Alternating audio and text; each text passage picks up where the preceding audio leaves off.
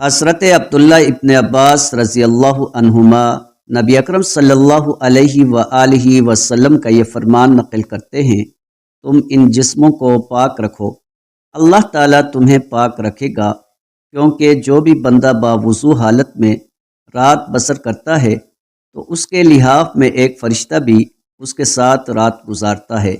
وہ شخص رات کی جس بھی گھڑی میں اٹھتا ہے تو فرشتہ یہ کہتا ہے، اے اللہ، تو اپنے اس بندے کی مغفرت کر دے کیونکہ اس نے باوضو حالت میں رات گزاری ہے۔ مجموع زوائد حدیث نمبر 17074۔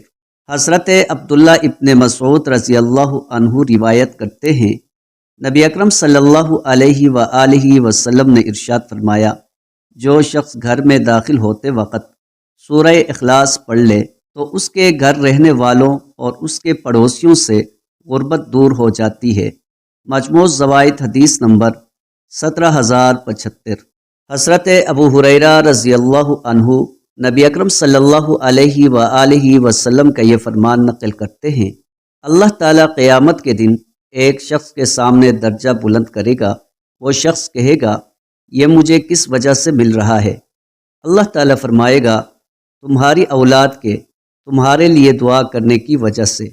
مجموع زوائد حدیث نمبر 17240۔